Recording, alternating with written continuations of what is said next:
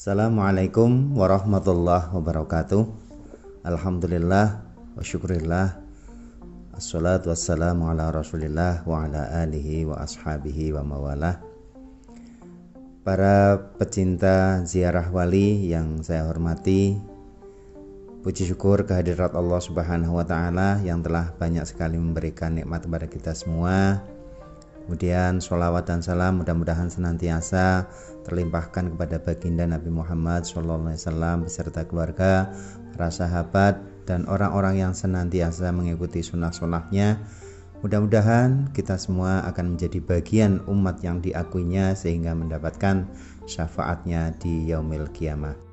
Kali ini kita berziarah di makam Cikal Bakal Kabupaten Purbalingga, yaitu Ki Arsantaka Arsakusuma yang ada di Purbalingga Lor, Kecamatan Purbalingga. Lokasi makam tak jauh dari komplek perkantoran Setda Purbalingga di utara jalan. Ada gang atau jalan yang tidak terlalu luas. Halaman untuk parkir kendaraan juga cukup luas. Komplek makam Arsantaka yang diyakini sesuai fakta sejarah, yaitu tempat makam para leluhur pimpinan Purbalingga. Komplek pemakaman ini khusus untuk makam leluhur dan keluarga para cikal bakal Kabupaten Purbalingga. Di komplek pemakaman Arsantaka terdapat makam Eyang Arsantaka yang merupakan cikal bakal Bupati-Bupati Purbalingga. Dan di bangunan lain, di belakang bangunan utama, terdapat makam Raden Ngabei di Bayuda III atau dikenal dengan nama Ki Arsayuda, Bupati Purbalingga pertama, putra dari Eyang Arsantaka. Raden Tumenggung Dipokusumo I, Bupati kedua, dan Raden Mas Broto Sudiro, Bupati ketiga, dan keluarga besarnya. Setelah peristiwa tragis terbunuhnya dua istri di tangannya sendiri, Adipati Onje II Raden Anyokropati tak lama menduda. Ia kemudian kawin lagi dengan putri dari Arenan bernama Nyai Pingen.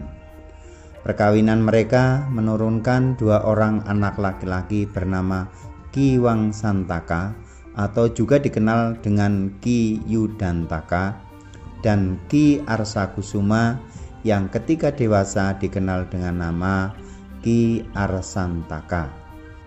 Sesudah dewasa diceritakan bahwa Ki Arsantaka meninggalkan Kadipaten Onje untuk berkelana ke arah timur dan sesampainya di Desa Masarang, sekarang di Kecamatan Bawang, Kabupaten Banjarnegara, diambil anak angkat oleh Kiai Wanakusuma yang masih anak keturunan Kiai Ageng Giring dari Mataram.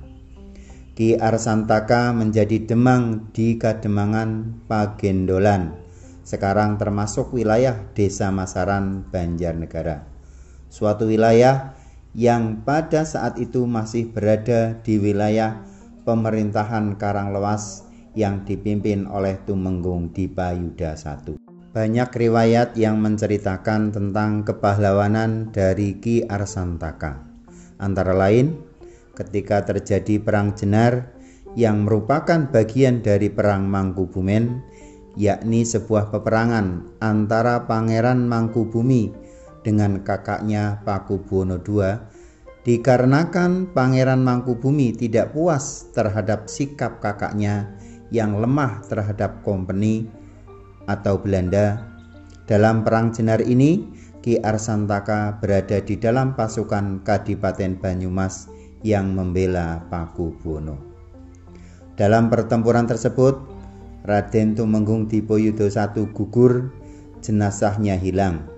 Namun berkah keturunan dan keberanian Ki Arsantaka, jenazah tersebut berhasil ditemukan kembali di Desa Jenar, yang kemudian dimakamkan di Astana Redi Bendungan, Desa Dawan, Banyumas. Selanjutnya dikenal dengan sebutan ngabehi Seda Jenar.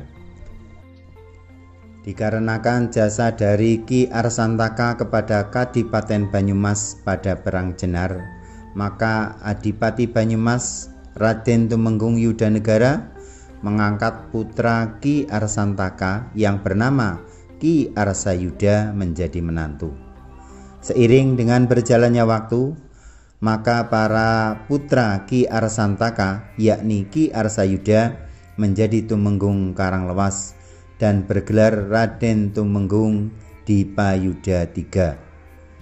Masa-masa pemerintahan Ki Arsayuda dan atas saran dari ayahnya yakni Ki Arsantaka yang bertindak sebagai penasehat, maka pusat pemerintahan dipindah dari Karanglewas ke Desa Purbalingga yang diikuti dengan pembangunan pendopo kabupaten dan alun-alun.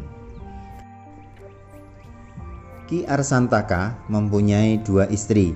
Pertama, Nyai Merden yang merupakan keturunan Raden Warga Utama II alias Joko Kaiman, menantu Adipati Wirasaba yang mendirikan Kabupaten Banyumas. Disinilah ada kaitan antara keturunan Onje dan Wirasaba. Istri kedua adalah Nyai Kedung Lumbu.